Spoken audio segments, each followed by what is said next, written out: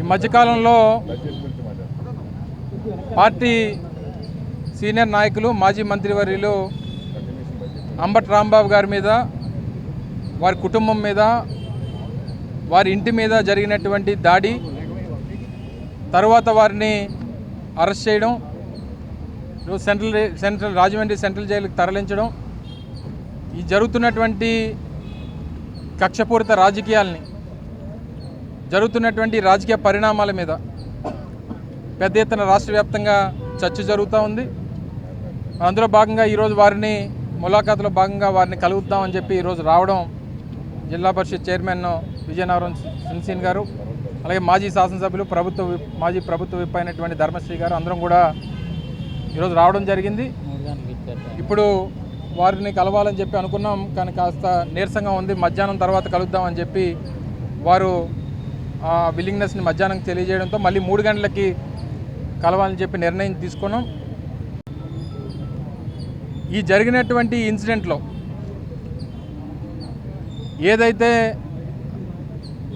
రాంబాబు గారి మీద జరిగినటువంటి దాడి, వారిని హతమార్చాలని చెప్పి జరిగినటువంటి దాడి, వారి కుటుంబం మీద జరిగినటువంటి దాడి, వారి ఇంటి మీద జరిగినటువంటి దాడి కాబడినటువంటి వారందరూనేమో నష్టపోయి జైల్లో ఉన్నారు. దాడి చేసినటువంటి వారు, తిట్టినటువంటి వారు, ప్రేరేపించినటువంటి వారు, ఇంటి మీద దాడికి వచ్చినటువంటి వారు, వారిని హతమార్చాలని చెప్పి చూసినటువంటి వారు, ఇంటికి నిప్పు పెట్టినటువంటి వారు బెయిల్ మీద బయట తిరుగుతూ ఉన్నారు. ఇది రాష్ట్రంలో నడుస్తున్నటువంటి రాజ్యాంగం. ఈరోజు ఎంత పెద్ద ఎత్తున రైతులు కానీ, మహిళలు కానీ, నిరుద్యోగ యువత కానీ రాష్ట్రంలో ఇబ్బందులు పడుతూ ఉన్నటువంటి పరిస్థితుల్లో వారు అధికారంలోకి వచ్చి 2 సంవత్సరాలు పూర్తవుతూ ఉన్నా వారిని పట్టించుకునేటువంటి నాదుడు ప్రభుత్వంలో లేడు అనేటువంటి మాట రాష్ట్రంలో ఉన్నటువంటి పేదవాడు గగ్గోలు పెడతా ఉన్నా ఇవేవి కూడా వారికి పట్టట్లేదు. కేవలం 20 మాసాల్లో పబ్లిసిటీ, మార్కెటింగు, ఈవెంట్ మేనేజ్మెంటు ఇవి మాత్రమే ఈ రాష్ట్రంలో జరుగుతూ ఉన్నాయి తప్ప రాష్ట్రంలో ఏ రంగానికి కూడా మేలు చేసినటువంటి పరిస్థితిలో ఈ ప్రభుత్వం లేదు. నిన్న మొన్న బడ్జెట్ ప్రవేశపెట్టారు.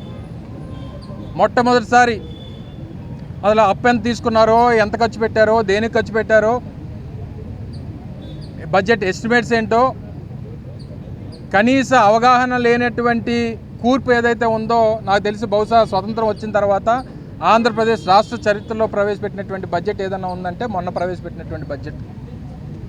సహజంగా అప్పులు చేసినటువంటి ఏ ప్రభుత్వం అన్నా చేసినటువంటి అప్పుకి ఖర్చు ఆ రాష్ట్రంలో ఉన్నటువంటి పేదవాడి సంక్షేమం కోసమో, రాష్ట్ర అభివృద్ధి కోసమో, రాష్ట్రంలో అసెట్ బిల్డింగ్ కోసమో సహజంగా ప్రభుత్వాలు అప్పులు చేస్తూ ఉంటాయి. కానీ గడిచినటువంటి 20 మాసాల్లో ఈ రాష్ట్ర ప్రభుత్వం చేసినటువంటి 2.5 లక్షల కోట్ల రూపాయల అప్పు మాత్రమే కనబడుతుంది తప్ప ఖర్చు కనబడట్లేదు. పోనీగా చేసినటువంటి అప్పు ఏమైపోయిందని అంటే చంద్రబాబు నాయుడు గారికి, ఆయన కొడుక్కి తప్ప ఎవరికి తెలియదు. ఆ రోజు మేము 3 లక్షల కోట్ల రూపాయలు అప్పు చేశామని చెప్పి 3,20,000 కోట్ల రూపాయలు జగన్మోహన్ రెడ్డి గారి ప్రభుత్వంలో అప్పులు చేశామని చెప్పి రిపోర్ట్స్ చెప్తా ఉన్నాయి. అన్ని రకాలైనటువంటి ఫైనాన్షియల్ రిపోర్ట్స్ చెప్తా ఉంటే అందులో మేము 2,75,000 కోట్ల రూపాయలు డైరెక్ట్ బెనిఫిషరీ ట్రాన్స్ఫర్ కింద పేదవాడికి సంక్షేమం అందించామనేటువంటిది కూడా ప్రజలు చెప్తా ఉన్నారు. అంటే 3 లక్షల కోట్ల రూపాయలు అప్పు చేస్తే 2,75,000 కోట్ల రూపాయలు పేదవాడికి పంచాం. కానీ 20 మాసాల్లో 2.5 లక్షల కోట్ల రూపాయలు అప్పు చేసి 1 రూపాయి కూడా పేదవాడికి పంచకుండా మరి ఆ డబ్బుని ఏం చేశాడో ఈ ముఖ్యమంత్రి గారు రాష్ట్ర ప్రజలకు సమాధానం చెప్పాలి.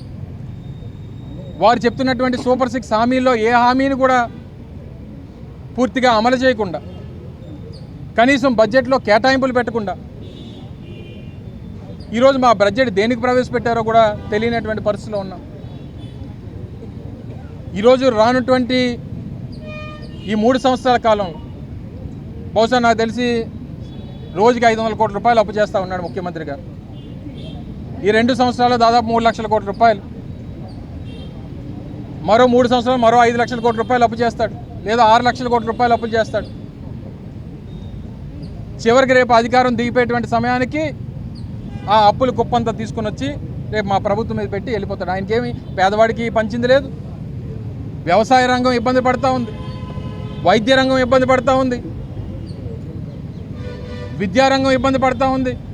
ఈ మధ్యకాలంలోనే గత సంవత్సర కాలంలో చూశారు యూరియా కోసం రోడ్ల మీద ఏ రకంగా రైతులు కొట్టుకునేటువంటి పరిస్థితి వచ్చిందో. విద్య ఫీజు రీయింబర్స్మెంట్ 6,000 కోట్ల రూపాయలు బకాయిలు. ఆరోగ్యశ్రీ వైద్యం 5,000 కోట్ల రూపాయలు బకాయిలు. ఇంకా డాక్టర్లు వైద్యం ఏమి అందిస్తారు? పేదవాడికి వైద్యం ఏమి అందుతుంది? పేదవాడి ప్రాణాలు ఎలా కాపాడతారు?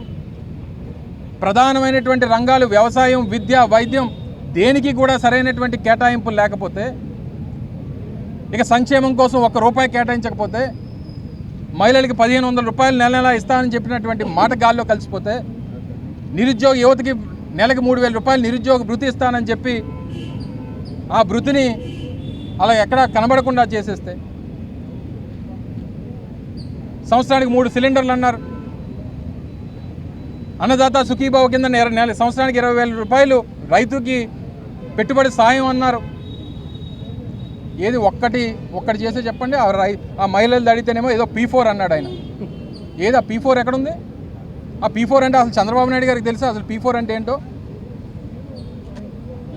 ఇవన్నీ వదిలేసి, పేదవాడికి చేయాల్సినటువంటి కార్యక్రమాలను వదిలేసి చివరి రాంబాబు గారి మీద కేసు పెడతాం, ఆయన్ని ప్రేరేపిస్తాం, ఆయన తల్లిని తిడతాం, ఆయన చెల్లిని తిడతాం, ఆయన భార్యని తిడతాం, ఆయన ఏం మాట్లాడడానికి వీల్లేదు, ఒకవేళ తిరిగి మాట్లాడితే కేసులు పెడతాం.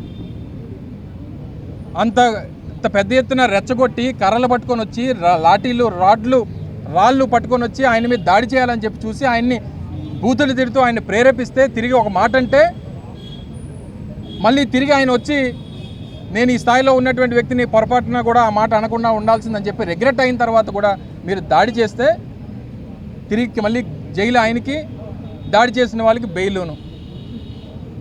ఇది ఎక్కడ కూడా ఈ రాజ్యాంగం బహుశా దేశంలో ఎక్కడ కూడా ఉండదు. ప్రపంచంలోనే చెప్పుకుంటాం భారతదేశంలో అతిపెద్ద ప్రజాస్వామ్యం అని చెప్పుకునేటువంటి భారతదేశంలో ఒక్క ఆంధ్రప్రదేశ్ రాష్ట్రంలో మాత్రం అంబేద్కర్ గారు రచించినటువంటి రాజ్యాంగం నడవట్లేదు. కేవలం లోకేష్ రచించినటువంటి రాజ్యాంగం, రెడ్ బుక్ రాజ్యాంగం మాత్రమే నడుస్తూ ఉంది అనేటువంటి దానికి ఇవన్నీ ఉదాహరణలు. మీరు రేపు బిల్ గేట్స్ గారిని తీసుకొని వస్తే ఏముంది, లేకపోతే ఇంకొకరిని తీసుకొస్తే ఏముంది? ఈ రాష్ట్రంలో లా అండ్ ఆర్డర్ లేనప్పుడు, పరిస్థితులు రాజ్యాంగం బద్ధంగా నడవనప్పుడు ఎంతమంది హేమీలు తీసుకొని వచ్చినా ఈ రాష్ట్రానికి ఒరిగేది ఏమి ఉండదు అనేటువంటి విషయాన్ని గమనించమని చెప్పి కోరుతా ఉంది. దయచేసి ఇవన్నీ గుర్తుపెట్టుకొని ఇప్పటికన్నా మీ పద్ధతి మార్చుకోండి, మీ పరిపాలన తీరు మార్చుకోండి, మీ తాలూకా ఆలోచన విధానాన్ని మార్చుకోండి, మీ తాలూకా కక్ష సాధింపు విధానాన్ని మార్చుకోండి. పరిపాలన మీద దృష్టి పెట్టండి, పేదలకు ఇస్తాననేటువంటి సంక్షేమం మీద దృష్టి పెట్టండి. అంతే తప్ప ఇలా దాడులు చేయడం, కొట్టడం, పెట్రోల్ బాంబులు విసరడం, ఇవన్నీ చేసి ఇదేదో రాజకీయంగా మనం ఏదో లబ్ధి పొందడం అనుకుంటే మీ అమాయకత్వం. ఆయన మొన్న జైల్లో వచ్చి తగ్గేదేలే అని చెప్పి సైగ చేసినందుకు దాని మీద అసెంబ్లీలో చర్చ. ఏం అర్థం ఉందా? దాని మీద చర్చ పెట్టాల్సినటువంటి అవసరం ఉందా? సో ఇవన్నీ కూడా ఇప్పటికన్నా మీ తాలూకా ఆలోచన విధానాన్ని మార్చుకోండి. ప్రజల సంక్షేమం పట్ల, రాష్ట్రంలో ఉన్నటువంటి వివిధ రంగాల పట్ల మీ తాలూకా ఆలోచన విధానాన్ని మరచి రాష్ట్రానికి, రాష్ట్ర ప్రజలకి, రాష్ట్రంలో పేదవాడికి మంచి చేసేటువంటి ఆలోచన ఈ ప్రభుత్వానికి రావాలని చెప్పి, చివరికి ఆ దేవుడితో కూడా మీరు పరాచకాలు ఆడేటువంటి పరిస్థితి వచ్చింది. కర్మ అనేటువంటిది ప్రతి ఒక్కరికి ఏదో రోజు ఆ కర్మ తాలూకా రుచిని చూపించేటువంటి రోజు కూడా చంద్రబాబు నాయుడు గారికి, సోకాల్ టీం అందరికీ వస్తుంది అనేటువంటి విషయాన్ని ఈ సందర్భంగా మరొకసారి గమనించమని చెప్పి కోరుతా ఉన్నా. ఏం జరుగుతుంది? జైల్లో పెట్టాలని ఆయన తపన. చంద్రబాబు నాయుడు గారికి ఏంటంటే ఆ గోడలు లేదా చెరసాల్లోని పెడితే వీళ్ళు ఏదో భయపడతారనుకునేటువంటి రకం. పూర్వం సామెత ఉంది, పిల్లిని 4 గోడల మీద కొట్టినా తిరగబడుతుంది అనేటువంటిది. మీరు ఏకంగా తీసుకొని వచ్చి పులిని పెట్టారు 4 గోడల మధ్యలో పెట్టి, మీరు బాధించాలని చెప్పి లేదా మీరు రెచ్చగొట్టాలని చెప్పి చూస్తూ ఉన్నారు. పిల్లే తిరగబడితే మరి పులి ఎంత రకంగా ఉంటుందో అనేటువంటిది రేపు బయటకు వచ్చిన తర్వాత, రేపు ప్రభుత్వాలు మారిన తర్వాత ఏ రకమైనటువంటి పరిస్థితి ఉంటుందో అనేటువంటి దయచేసి గమనించండి. మేము ఈ మాట చెప్తున్నాం కదా అని చెప్పి రేపు ఏదో అయిపోతుందని అనుకుంటే, ఏదున్నా సరే వైఎస్ఆర్ కాంగ్రెస్ పార్టీ జగన్మోహన్ రెడ్డి గారి నాయకత్వంలో చట్టరీత్యా, చట్టపరంగా అంబేద్కర్ గారు రాజ్యాంగం ప్రకారం చట్టానికి లోబడే తీసుకున్నటువంటి ప్రతి చర్య ఉంటుందనేటువంటి విషయాన్ని ఈ సందర్భంగా తెలియజేస్తూ ఉన్నాం. చెప్పాను కదా, మధ్యాహ్నం కలుస్తాం. ఇప్పుడు ఆయన కొంచెం నీరసంగా ఉంది, మార్నింగ్ రెస్ట్ తీసుకుంటామన్నారు. మధ్యాహ్నం 3 గంటల తర్వాత అయితే కలుస్తానని చెప్పానన్నారు. మళ్ళీ 3 గంటలు కలిసిన తర్వాత మళ్ళీ మీతో మాట్లాడతాను.